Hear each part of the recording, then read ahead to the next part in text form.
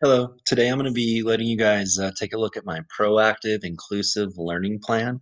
I've kind of thought about this a lot, and I hope you enjoy it. First of all, I want to start with my classroom philosophy. For me, respect is a two-way street. You kind of get in what you put out. So if a teacher is unrespectful to a student, it will show, and in turn, that student will actually be unrespectful as well. I want to show my students respect. I like to call them Mister and Mrs. I like to approach them as sirs and ma'ams.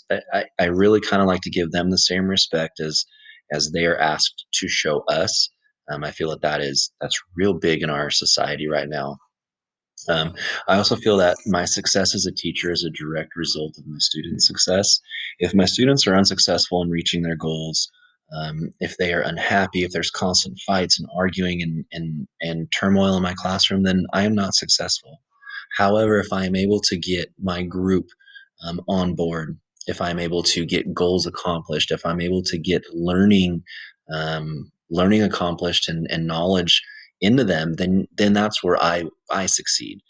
My success is when they're in their next room and that teacher comes back to me and says, "Wow, what did you do? That student is doing great." That's my success right there.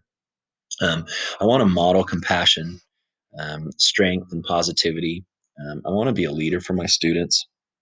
I think that teacher role models are huge. Students see the teacher probably, I don't know, I would say two-thirds more than their parents at times, especially during the school year. And so I want to be a big part of that. I want to be a part of their overall success in the classroom as well as outside of the classroom. And I think through that, they need to see that compassion, strength, and positivity is shown from me as a leader to them, and that's what I want them to show and actually um, to show to others is that positivity. Really, for me, being positive is huge. It's hard for me to not be positive for my day. I'm a man of my word. If I say that's what's going to happen, it's what's going to happen. If it is a negative consequence, please don't test me on it because I am a man of my word. If I say I'm going to do it, I do it. I have to do it. The other part of that is I don't lie to my students. So if I'm saying I'm going to do it and then I don't follow through and do it, I'm actually calling myself a liar. And I actually use that to my students as well. I ask them if they want me to be a liar. And to hear them say, "No, Mr. Matthews, we don't want you to lie," it's really interesting because sometimes it has a profound change on their behavior. It's pretty interesting. But yeah, I'm a man of my word. My classroom, my students, they're my family. We are a community for that time that we are together. We stick up for each other. We help each other out. We build each other up. I have a big saying in my room that we build up, we don't knock down. I think that is huge in every classroom, not just I am in a behavioral room, but I think it's big in every room. We build up, we don't break down. We don't say, "Oh, that was dumb." We don't do that. We say, "You know what? That was a great try. Excellent. Hey, I didn't think about that." Right? We build up that next step. We want them to gain more and more. The last part, and this one's the big one for me, is that it's my classroom is based on the power of choice. If you want to choose to do it, that is awesome. If you want to choose to not to do it, there's consequences with those actions, but I'm not going to force you to do it. I saw a really great assembly about 5 years ago from a gentleman named Big James. And Big James talked about the power of choice and how each choice comes with a huge consequence. We may not think that, but every choice has a consequence that comes with it. It could be a positive or it could be a negative, depending on what we do, the actions that we do. My goals are to create an environment in which my students and staff feel safe, comfortable, and are cared for. I really feel like in today's society, especially in our classrooms, students and staff both have to feel safe and comfortable. I do not want a staff member coming into my room that is scared of my students or that is unaware of something that my students might be able to do. On the same side of that, I want my students to feel safe with the teachers. I want them to build a rapport and a relationship with those teachers. I want them to feel comfortable. I want them to feel like they are cared for, like those supports are there for them. I'd really like to instill a sense of pride in my students, no matter what their levels are with their education or with their with their goals, with how they learn. Basically, I just want them to be prideful of their work. Do the best they can, no matter what the assignment is. If you're doing your best and you're trying your hardest, that's all I ask for. You may not get everything right. You may fail every problem, but if I see that you're trying and not just goofing around and just putting any old answer down, that's where I give credit. And I think that my students, I want them to have pride in their work. I have pride in what I do. I have pride every day when I come to work. I have pride with them. When I put my lessons together, I have pride in them. When I do my presentations, I try to always have pride. And I want to show that to them that they need to take that with everything that they do. I also want to be a role model for the young men to look up to. I feel like in today's society, there's a lot of negative male role models out there that are portraying behaviors and actions that really just are not right. And so I want to show my young men, especially, that you can be caring, you can cry, you can have feelings and be sensitive, you can show your emotions, and that is okay. It's okay to do that. It is okay to be a sensitive guy. It's okay to have girls that are your friends. It's okay to stick up for those same girls. Okay. It's okay to stick up for your teacher who might be female when another male student is being rude to them. Okay. All of this goes back to pride. It goes back to what I really want out of my room, which is I want everyone to try to strive to be a peer, strive to be that Mr. Matthews.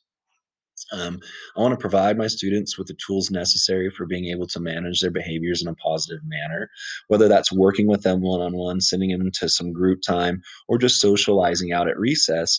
I want to give them the necessary tools that they have so that it's not just now that they're successful, but in life when they're successful, when their boss yells at them, when an order comes back wrong at the restaurant that they're working, they have a flat tire, all these different things that come up. I want them to be able to change that negative and roll with it into a positive, not just now, but later in life. And, the biggest thing for me is to encourage my students to try their best, to be positive, and to have pride in themselves. On the campus I work at, our big motto is pride. And we show Cougar Pride every day. It's a big thing for me to ask the kids what it means to them to be proactive, to be respectful, to encourage. I ask them to give me examples throughout the day. I really try to keep our school motto, our PBS motto of pride rolling because I think that the students are they're buying into it, they're engaging, and actually, I have seen a small change in our culture over the last few years. My student expectations are pretty simple, but they're based on what I see the current needs and issues on the campus that I work at now. Not just my sped room, but this is the encompassing the whole campus.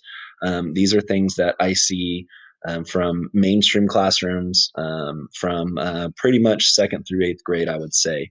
And my rules are kind of designed more for safety. My procedures and expectations are they're more positive. I think they're kind of more important than a rule. I think the rule tends to focus a little too much on the negative, where the the procedure or the expectation allows us to focus on the positive behavior, what we want to see out of them, rather than, hey, this is what we don't want to see. It's kind of like the Dare program. The Dare program horribly failed because they kept showing all of these items that unfortunately kids could go home and use, and kids absorb that. So if if if you want them to achieve that expectation, show it to them. Continually show them that expectation.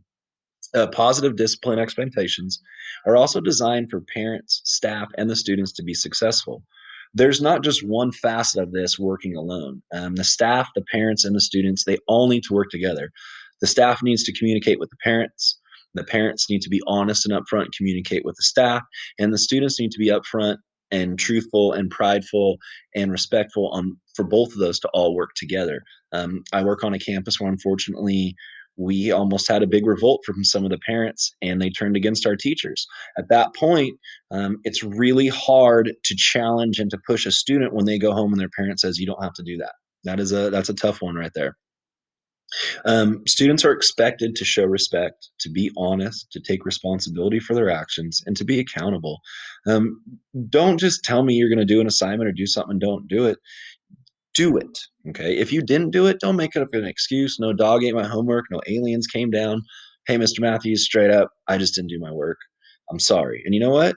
I would much rather hear that than that big load because truthfully, I've heard a few whoppers in my time in my 8 years, so I'm starting to get good at picking through, the truth and the non-truth, so just be honest. Again, that's prideful. Show pride. Don't lie to me, I don't lie to you, and my big model for the classroom is team, because together everyone does achieve more. If one person is working hard and you have this group over here that keeps interrupting the lecture and the talks and all of this person can't learn, right? So in order for this guy to learn, these guys have to want to behave. They have to want to do the procedures. They have to want to learn and listen. They have to want to achieve those goals, right? And then this guy over here is happy. He's happy. Together, we're one. We're working as one whole group. I'm a huge fan of sports. I played sports my entire life. I'm a coach. I love the aspect of team, of everybody working as a team. I will tell you this: when I am at practice and my team or a teammate fails to meet my expectations for behavior or for a drill that we are running, we all actually take the punishment. Okay. Because again, we are all one. If we win a game, we all win. We lose a game, we all lose. And that includes the coach and the teacher. My rewards are pretty simple. It's something that I've been kind of dealing with over my past years, and it's something I would like to adapt into my classroom. I mean, it's basically a classroom economy, and this is based on students' production, not performance. Some students are only able to give you this much. Some students are able to give you that much, but this much right here might be their absolute best and above their max. And you know what? That for me right there is good enough. If this is absolutely all you can do and you're doing that, I am totally in and I'm going to reward you every time for that. I love my system is an instant reward, instant takeaway, right? We can take points, we can do all this stuff right away. We got to be able to give those instant rewards. Have to be able to give those instant rewards. Classroom economy is a great one. Um, at the end of the week, I have a classroom store that the kids get to shop from. They get to take their money and shop. All of the kids are eligible that completed their assignments during the week. Doesn't matter how much money you've earned, how much money you have in your bank account, doesn't matter. You're all eligible as long as you complete those assignments for the week. Personal activity time, Pat. It's kind of one of my fun things I like to do at the end of the day. It's one of the things I've learned students really need. I've adapted it, or it was adapted with me in SPED, but I think it would actually work great in a general ed classroom setting because these kids work hard all day long. We push them, we push them. This is their chance right here after they've completed their day to just take 20 minutes before they get home. 20 minutes, just mindless, just kind of a break. They can draw, they can read, they can do a computer activity, they can study for another classroom, they can do an art project, they can create. This is just kind of their time that they've earned. Another one is a homework pass, and this one basically is everybody that does their work for the required work for the week, not necessarily homework because I don't really like homework. I kind of assign stuff throughout the day, and if you don't finish it then, we can take it home and we'll credit it then. But if you don't finish your weekly assignments, you're not going to be in this one. But if you finish all your weekly assignments, your name will go into a hat, draw it at random. That student will have the chance next week of saying, you know what, Mr. Matthews, I can't do that assignment, or I just, you know what, I've had too much. I need to use my homework pass. Okay. Totally acceptable. The other thing is a break card.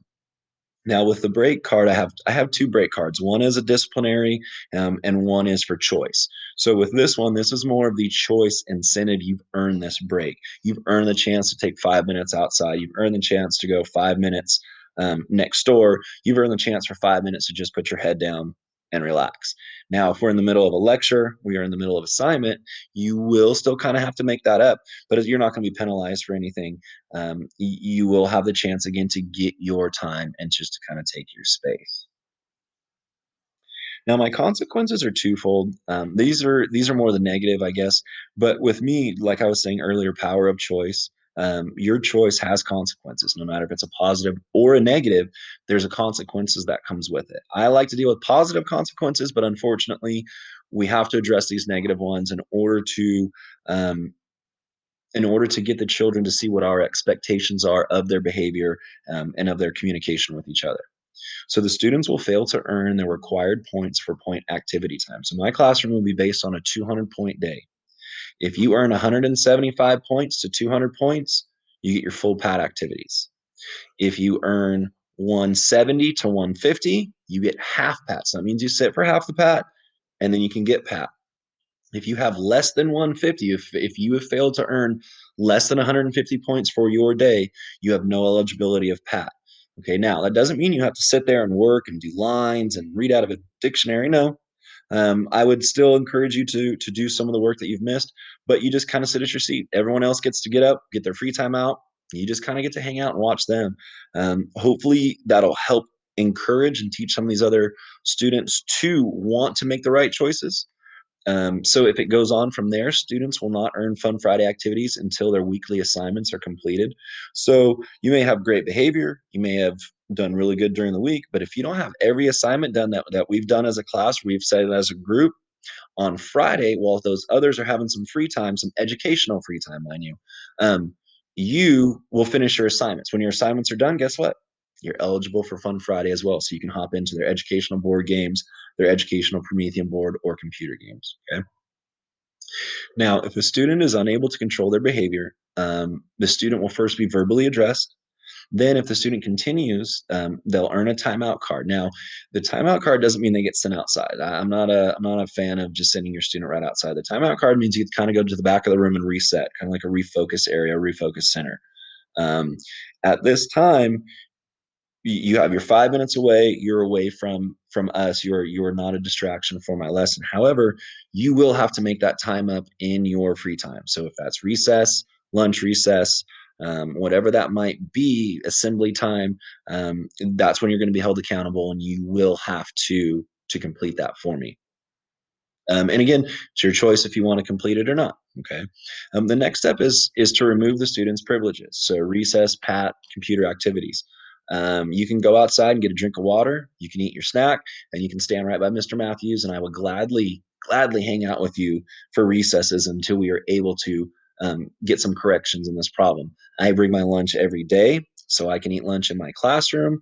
I don't carry my cell phone on me, so I have no phone calls to make. I am absolutely free and at my students' will. So I have no trouble with helping my students out with their free time, and learning what free time really is about. And the last step, if it gets to this, is to get the principal and the PBIS team involved, and together find supports for the student. And this is probably also a time that we're going to get the parent involved. Once we get to this tier, unfortunately, now we really have to call on the big guns. Before this, it's kind of on the teacher. How can you do this? How can you help manage those behaviors? Now we're on that last step. We got to get the team involved, the principal, and we got to get parent involvement. So for my engagement, I kind of talked about some of this already, but I'm going to have a daily point system that earns free time, so PAT or personal activity time at the end of the day. They can earn up to 200 points. Nothing is taken away from them. So they start out with a blank point card and everything is earned. So they start out at zero and they get to 200. That's the goal. They don't start out at 200 and lose, the game. Okay, so nothing is taken. If they fail to earn points because of their behavior, that is kind of on them. I'm not taking it away. They are not earning it. Okay.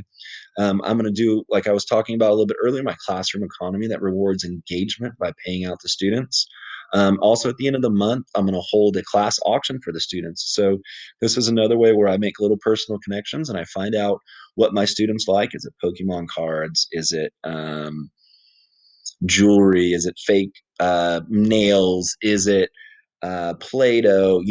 Is it spinners and fidgeties? And what do they like? And I want to put that in my store so that when they earn their money, they know what it's like to spend money and have pride in what they're buying. They're paying for that. They earn that money.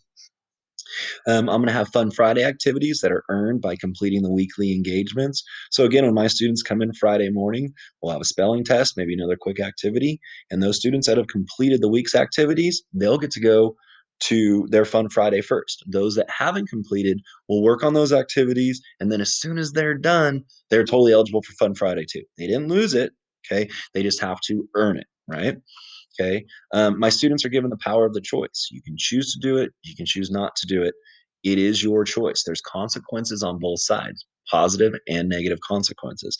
And I love that talk. I talk repeatedly about their power of choice and how them making the choice is going to give them their power.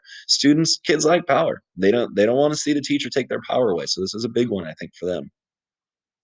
Um, this one is big for me because I work in a I work in a school with a large Native American population, so I think cultural heritage is huge.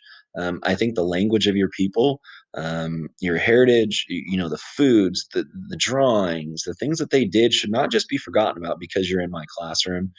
I think as a teacher, I need to be open, and we all need to be accepting, and maybe sometimes make some make some changes. You know, let a native student present a project in their language, right? Tell it in a story like a native story with a drum beat, and let them act it out. Let them do something that is tied to their culture.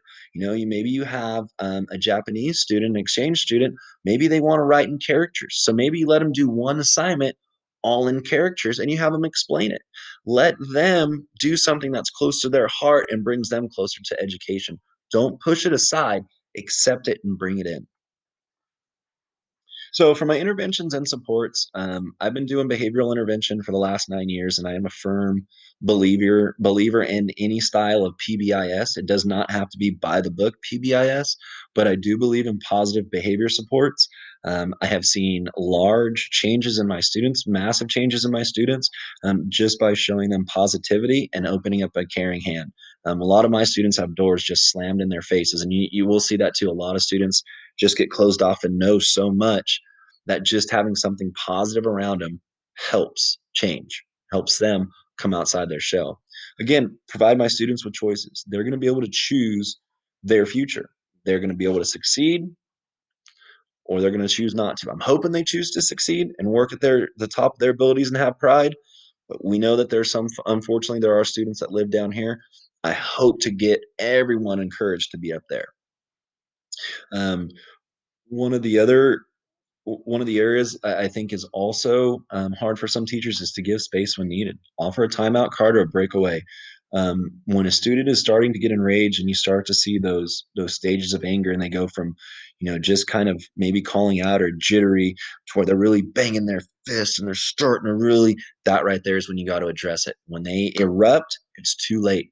Okay, give that student some space. Don't just keep pushing on the chest. Excuse me, they call it Chinese torture, you know, that poking on the chest. Don't do that to a student. Step back. Okay. The other part is maybe you said something that you didn't understand, that you upset him or upset her. Take a step back, let them take a moment and come back, then address what needs to be addressed. Okay. Once a student's behavior has become continually worse and is causing harm to them or the others or someone outside the classroom, I think as a teacher, this is when you really need to ask for help. This is when I think you need to get the counselors possibly involved, and possibly a SPED teacher. Um, I would say that SPED classroom is one of the best supports for a teacher on campus to go to, and just see how they work with their students and how they deal with some of these behaviors that are consistent and outlying. The other thing is at this point you need to really look back, this is where you're going to have to ask yourself, what did I do to cause this? What can I do to help this situation? Because don't forget, we are just as much a part of that anger outburst as that student. So, for my social and emotional supports, again, I've worked in behavior for a while, so I really feel that this is strong for any classroom, truthfully, from second through eighth grade and modified through K through first. I do think that social and emotional um, behaviors are more consistent. They are becoming more prevalent in our general ed classrooms, not just in our ED or our SPED classrooms. And I think that we need to figure out ways to address that during our days rather than just when it happens. So I think we need to be proactive on this one. Um, um, and I would like to say that for me, once a week, I would like to give my students a lesson on mindfulness. I love mindfulness. I love the attitude change that it could give to just be positive to someone. One of the favorite things I have in my room is we have a boarded off wall with sticky notes of inspiration on it, and some of them are like, "You're pretty. You're gonna have a great day. You're awesome, dude. The sun is smiling on you, don't stop a rockin', you know, all these little inspirational quotes that my students and I have come up with. And when they come up with one, they put them up on the wall, and truthfully at times I say, hey, if you guys are down, go take a look, go read that mindfulness wall. And it's so neat that sometimes when you just put a sticky note on someone's desk that just says you're wonderful or you're going to have a great day, man, it changes their attitude just like that. It's so amazing. I would also like to once a week work on self-regulation. Self-regulation training, I think, is very big. We all have anger issues, and we all struggle with how to bounce back once we have lost our anger. I call it the anger demon. Once the anger demons have surfaced and they've made their way out of us, how do we pull those back in? How do we calm back down? How can we get back to learning or back to a positive behavior? And I think that's important now as well as in life. Again, we're going to have bosses and grouchy customers and parents. If you teachers out there, we're all going to have parents that we might not want to deal with, but we have to self regulate. We have to be calm. We have to breathe. We have to work ourselves through this in order to maintain, in order to achieve those goals. And the students need to learn that as well. Again, big support. I will tell you guys this: your SPED team or your SPED teachers, use them, talk to them. They get training every year, every few months in behaviors and in recognizing, addressing, and supporting behaviors. So I would say use them, you guys. They are an absolute important resource on a campus. If you have a resource team there, very very important. And you know what? Most of the time, they love to talk to you guys. They love to talk to general ed. They love to give their opinions and try to help. My students will also learn and understand that their behaviors can have both positive and negative effects. There's both positive behaviors and negative behaviors. They'll be given tools that they need to succeed in their future. So again, little Billy, he's in our classroom. He's part of our family. He's our family unit. He might be out at the playground and another student might be picking on him or might be saying something really mean to him. Well, I don't want Susie or Steve to just sit there. I want them to use their behavior to go and say, hey, stop that. That's not nice, right? Please don't be mean to students. That's a good behavior. That's a well managed behavior, and it's to support someone else. I want them to be able to do that through life. I really want to support my students in learning, but I really want to support them in their future success. Education is not for everyone. Truthfully, I didn't think I would be in education. I fell in love with it, but it's not for everyone. And so I want to give students the tools that they need to be successful in any facet of their life, whatever they want to do. If it's designing video games and building computer chips, if it's being in front of a camera and reading the news, if it's going on to be president or anything like that, I want them to have pride. I want them to be respectful. I want them to look back and go, man, I'm sure glad Mr. Matthews taught me that lesson. So in closing, basically, positive behavioral support is what is behind me. It's what drives me. I feel that it is the only thing that's going to create success in a classroom or in any type of a program is to be positive, not negative. I once had a teacher in a meeting really kind of stunned me. We were talking about PBIS and how to make sure as teachers we were continually being positive. And this teacher raised her hand and she said, we're supposed to have these yellow tabs, trinkets. We go from one pocket to the other. Every time you give a student a compliment, you switch the pockets, right? Well, at the end of the day, you're supposed to have one empty pocket and one full pocket. And the teacher says, well, what if at the end of the day you still have some in your pocket? And that right there, it stunned a lot of us. But unfortunately, you watch that way that that teacher interacts with her students and the way that she interacted on campus with staff. And you could see why she still had tokens left in her pocket. Being positive is huge. I, uh, I can't say enough about it. I could do a whole TED talk on just bringing positivity to a campus, to an atmosphere, and the fires that it can spark inside parents and teachers and staff members. My goals are real simple. Truthfully, my goals are the success of my students. My classroom is not successful if they are not. My success is hand in hand with theirs. So my goals are to create a successful learning environment that's safe and caring. I want my students to feel like it's an open area. They can talk to me. They can let out what they need to. My future, I will take anything from second to eighth grade. Any door that opens, truthfully, I will take. I'm not the hugest fan of kindergarten, but I would do it if it was an open door. But my future is to be a leader on my campus. I'm a bit narcissistic in that way. I like to be the head of stuff. I was senior class president. I helped run ASB. Like I said, I played basketball. I did all these things to be in front of people and in front of crowds. And it wasn't because I was cocky or I felt like I was that much better than anybody else. I just wanted that limelight. And I wanted to be this representative of me. I still am that way, and I hope that my students see that. I give my students daily talks on how I am 38 years old and I've never been in a fist fight. I've lived in the same small community my entire life of maybe, oh, I don't know, 1,500 people or so. Um, I've played sports, I've butted heads, but I've always found a way to be positive, to reinforce my anger, and to just walk away. I hope that you appreciated my lesson, and I hope that if you were a student, you would want to be in my room. Thank you.